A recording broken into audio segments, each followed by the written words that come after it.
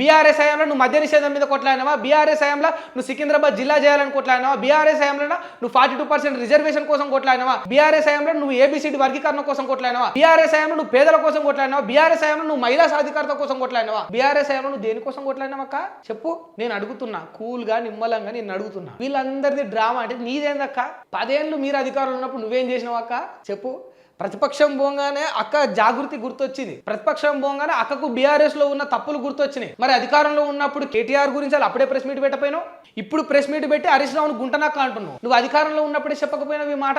అసలు నువ్వు బీఆర్ఎస్ హయాంలో నువ్వేమన్నావు అక్క? మరి బీసీ రిజర్వేషన్ కోసం బీఆర్ఎస్ నుంచి వెళ్ళి బయటకు వచ్చినాక కొట్లాడుతున్నావు. మరి బీఆర్ఎస్ హయాంలో నువ్వు కొట్లాడినావా? మద్య నిషేధం పైన ఇప్పుడు మాట్లాడుతున్నావు. బీఆర్ఎస్ హయాంలో నువ్వు మాట్లాడినావా అక్క? మరి అంటే ఇప్పుడు కేటీఆర్ అంటున్నావు కదా, ప్రతిపక్షంలో ఉన్నప్పుడు ప్రతిపక్షం ఏ డ్యూటీ చేయాలో అది చేస్తున్నావు. మరి నువ్వేం చేసినావు? మరి బీఆర్ఎస్ లో ఉన్నప్పుడు కేటీఆర్ అనేట ఆయన బీఆర్ఎస్ హయాంలో సికింద్రాబాద్ ను జిల్లా వద్దన్నాడు, ఇప్పుడు కావాలంటున్నాడు, డ్రామా చేస్తున్నాడు. అంటే మరి నువ్వేం చేసినావు బీఆర్ఎస్ హయాంలో? బీఆర్ఎస్ హయాంలో నువ్వు తెలంగాణ బిడ్డల కోసం ఏమేం చేసినావు చెప్పాక కవితక్క?